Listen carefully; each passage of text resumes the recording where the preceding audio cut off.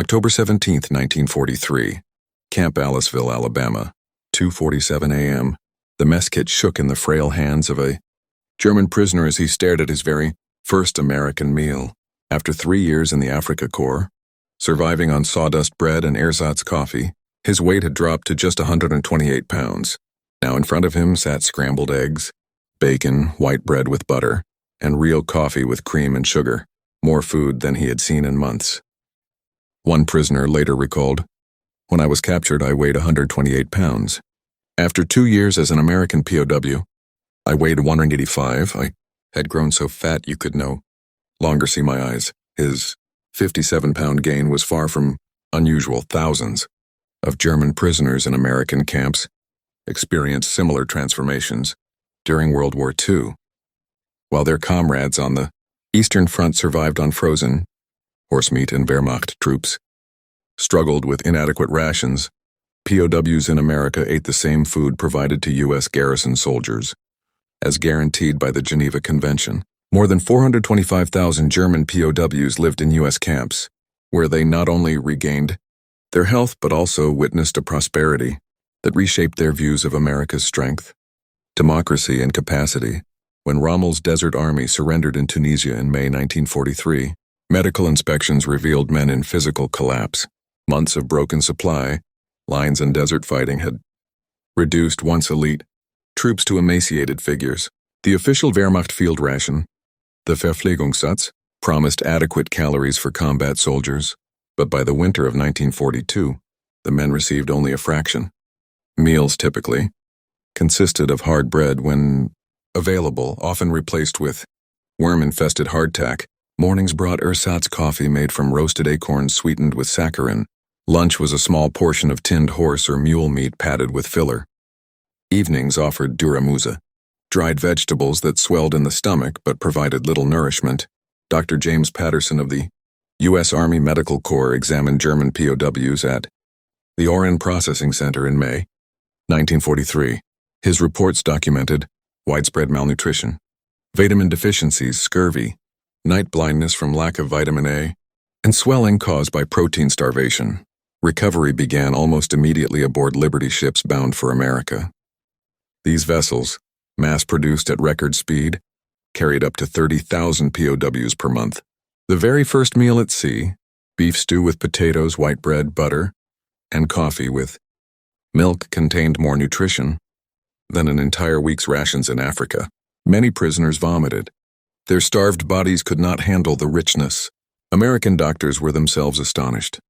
Lieutenant Colonel Harrison Matthews, observing the embarkation, described them as walking cadavers with hollow cheeks and protruding ribs, many so weak they needed help up the gangplank. The 1929 Geneva Convention, Article 11, required POWs to receive food equal in quality and quantity to depot troops.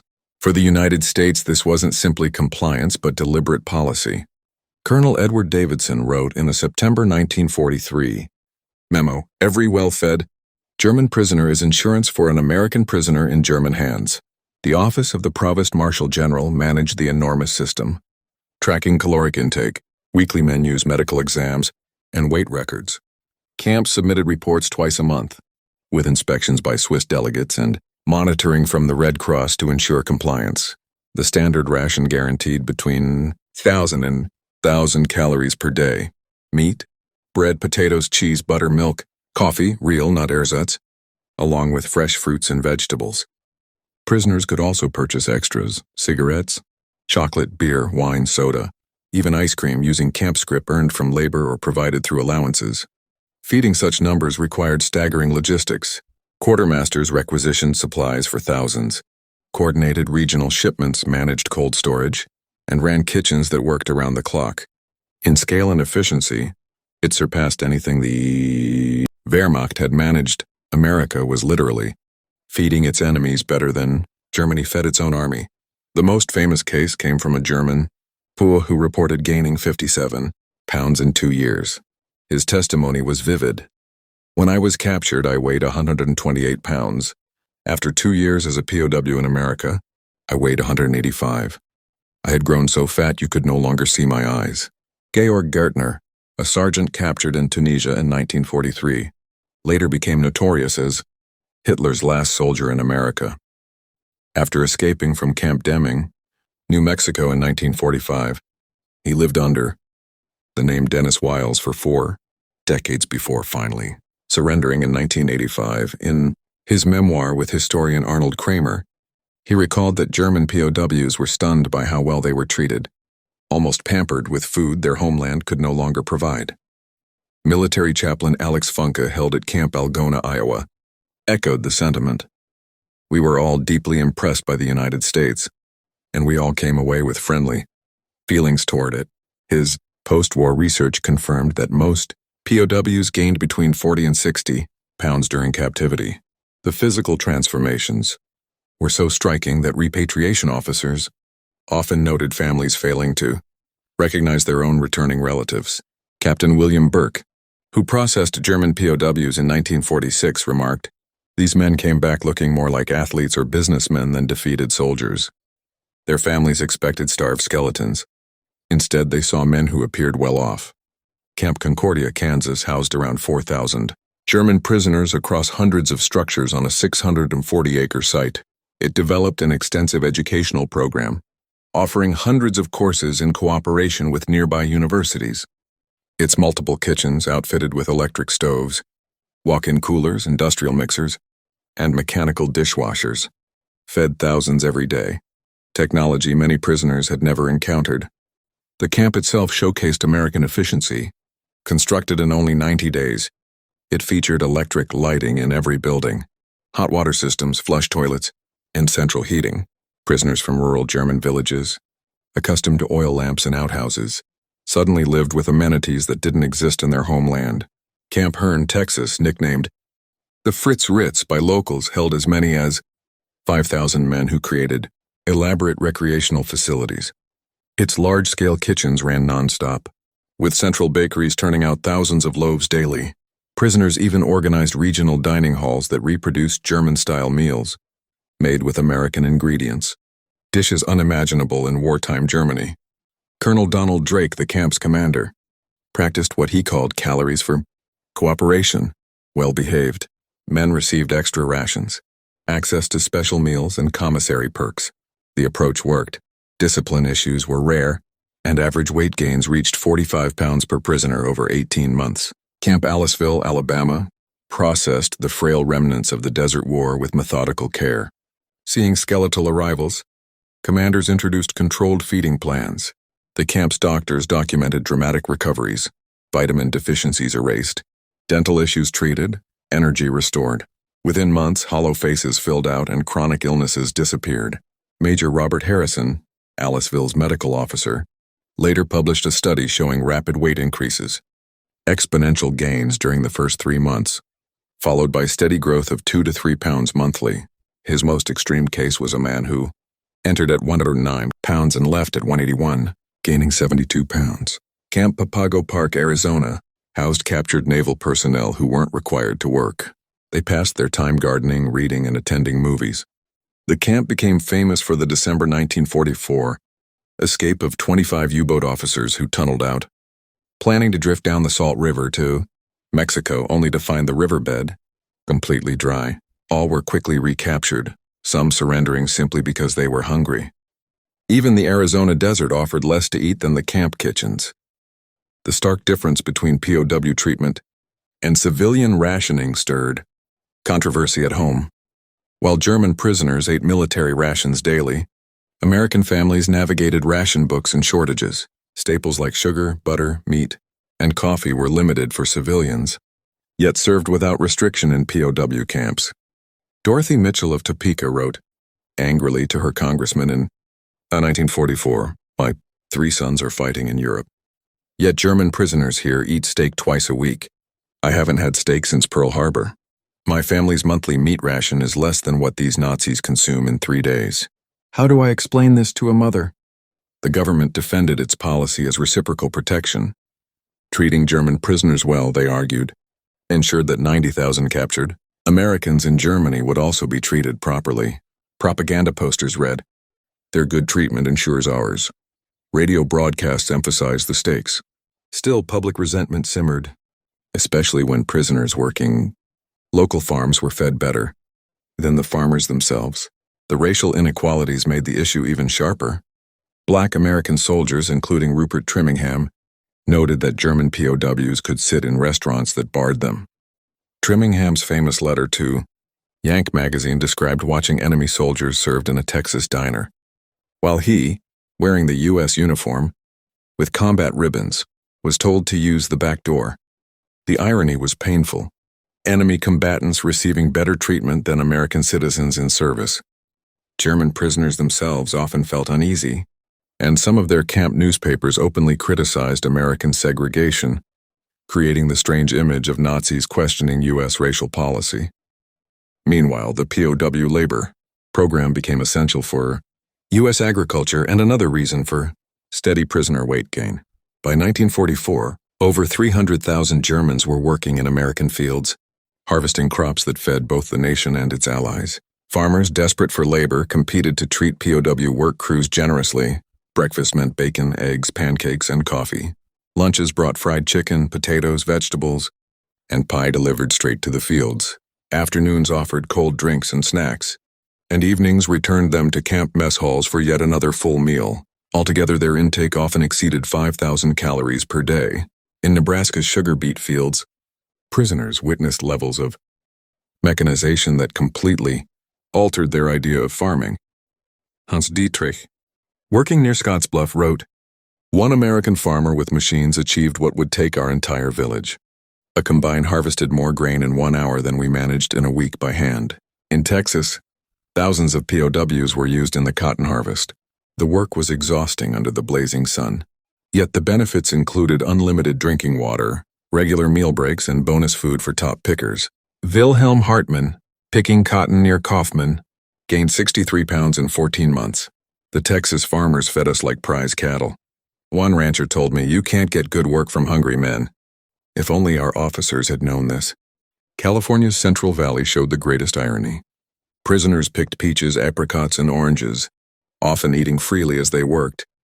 They also watched healthy fruit bulldozed into pits when markets were oversupplied. Kurt Vogel wrote, "Mountains of oranges destroyed while my family survived on turnips. I begged to send them to Germany." A farmer explained, "It wasn't economically possible." Vogel admitted, "That kind of waste broke something in my understanding of the world." Military doctors recorded these physical recoveries with scientific accuracy. Major Thomas Richardson, Chief Medical Officer for the 8th Service Command, compiled data from 50,000 medical exams between 1943 and 1946. His findings shaped post-war nutrition research. The recovery pattern followed consistent stages. Month 1, digestive systems adjusting. Little weight gain as bodies relearned how to process fats and proteins. Month 2, rapid increase averaging 8 to 10 pounds. Months 3 to 6, steady gains of 3 to 4 pounds monthly. After 6 months, slower but continued increases, with most prisoners adding 40-60 pounds total. Health improved in step with these gains. Vitamin deficiencies vanished within 90 days. Scurvy cases were cured, night blindness disappeared, and dental health advanced dramatically after treatment. More than 400,000 dental procedures were performed on German POWs, from extractions to bridge work, giving many men better care than they'd ever received. German doctors serving in camp hospitals also noted unexpected problems, conditions of plenty replacing conditions of scarcity. Dr. Friedrich Hoffmann at Camp Bender observed, "We see diabetes in men who once lived on 1,000 calories a day, hypertension in soldiers who had low blood pressure during starvation, gout appearing from rich foods. These are diseases of prosperity in men who survived famine." The mental effects mirrored the physical ones. Camp psychiatrists reported heavy guilt over gaining weight while families in Germany starved. Captain James Murray called it prosperity. Trauma, the emotional conflict of improving health while their homeland collapsed. Prisoners admitted shame over their appearance, anxiety about returning home, and guilt with every meal. Christmas 1944 exposed the contrast most painfully. While the Battle of the Bulge raged and German civilians lived on turnips, American camps served feasts greater than anything many prisoners had seen, even before the war. Menus preserved in archives list roast turkey at 1.5 pounds per man, glazed ham with pineapple, mashed potatoes with butter and cream, Sweet potato casserole, green bean casserole, cranberry sauce, fresh rolls, assorted pies, ice cream, and for officers, eggnog. Unlimited coffee and cocoa were served. Churches and local groups added even more. 2,000 homemade cookies from the Methodist women of Hearne, Texas, knitted scarves for every prisoner from Concordia's Lutheran congregation. Communities under rationing still shared with enemy captives. An act of generosity prisoners could hardly understand. Feldwebel Richard Steinberg recalled, "We sat before this feast knowing our families had nothing. Men wept openly, not from happiness but from the painful contrast. How could we celebrate while Germany starved? How could we refuse this kindness from enemies? We ate in silence, every bite both betrayal and blessing. Despite such abundance, escape attempts were rare, only 2,222 from 425,000 men, with almost no permanent successes besides Georg Gärtner. This 0.5% attempt rate was the lowest for any major POW population in modern history. The reason was clear. Life inside camp was far better than freedom. The famous Papago escape highlighted the futility.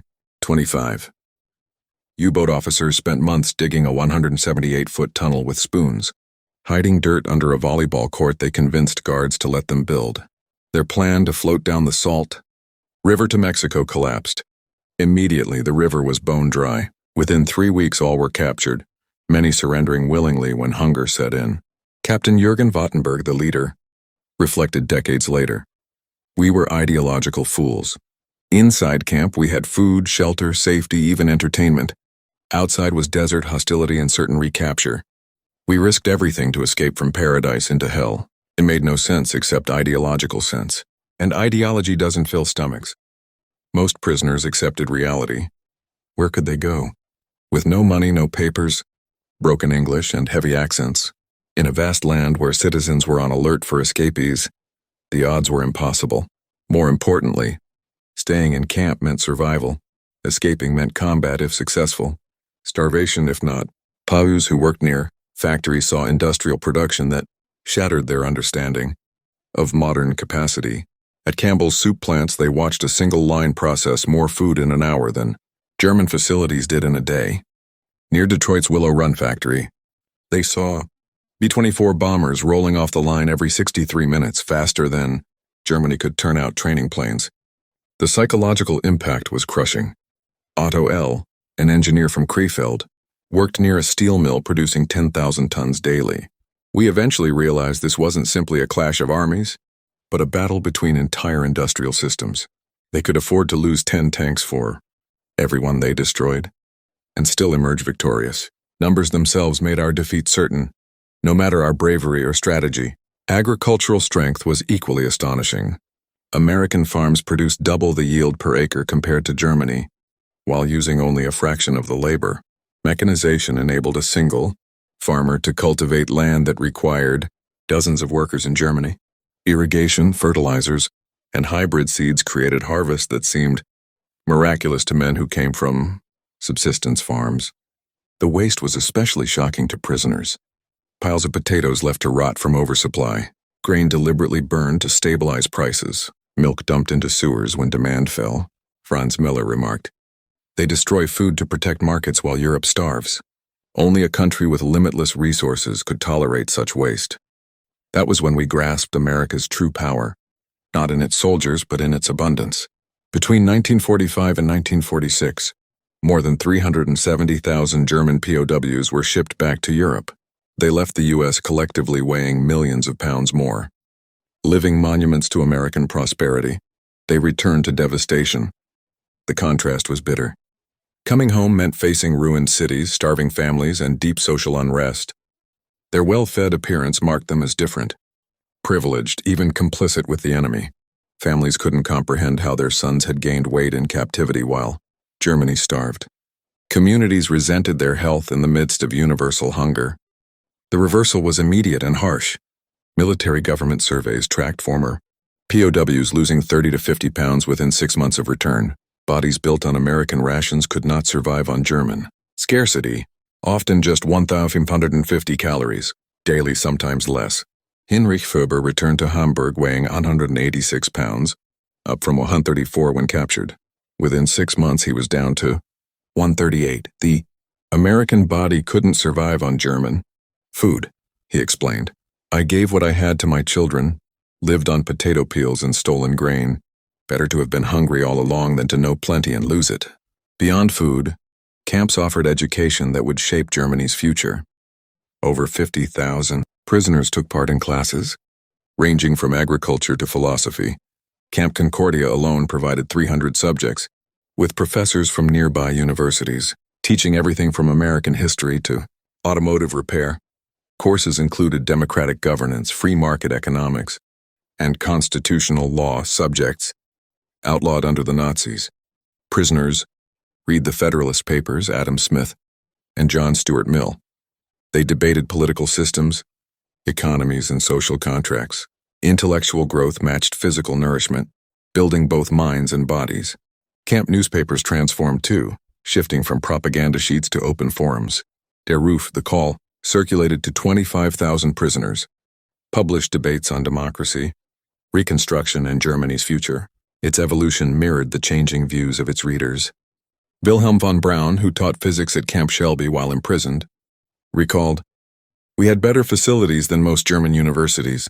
Laboratories, textbooks, academic freedom. Jewish professors who had fled Germany taught beside us without hatred."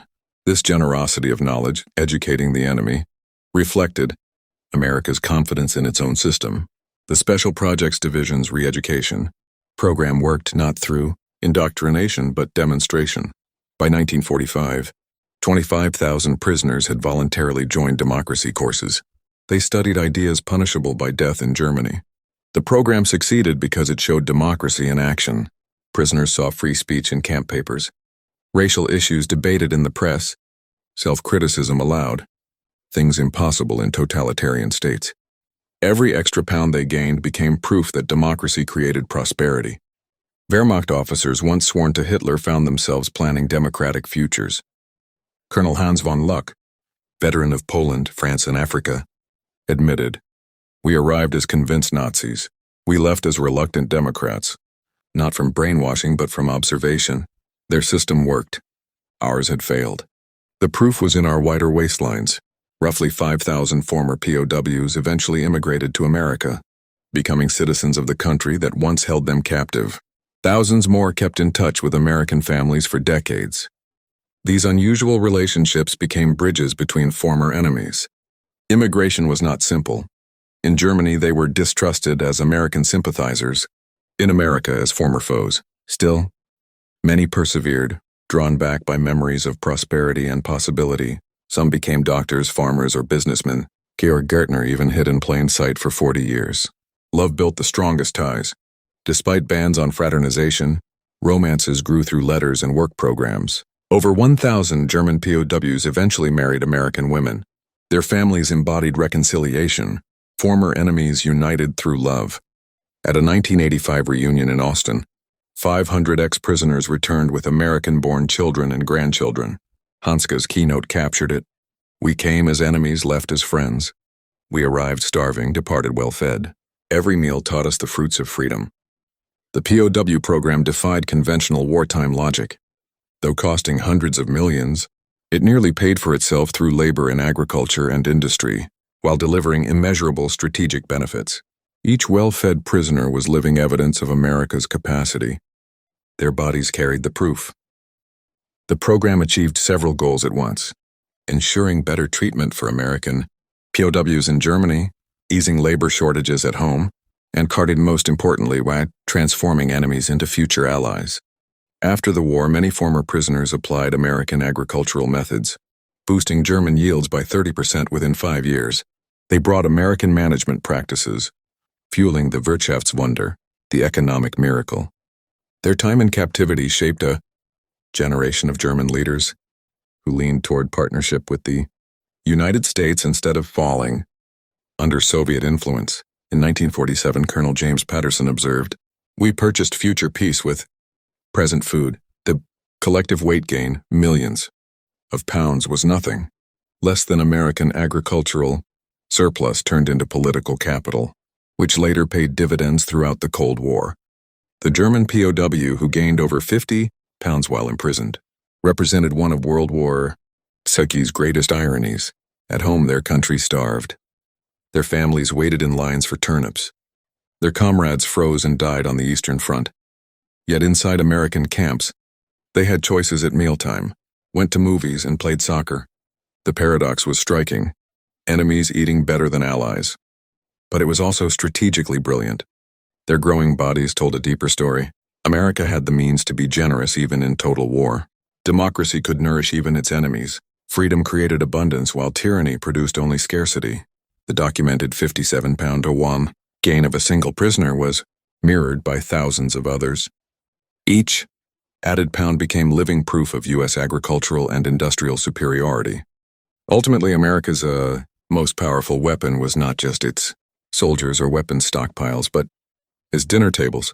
Tables wide enough to seat even enemies, generous enough to turn foes into witnesses, abundant enough to purchase lasting peace through temporary plenty.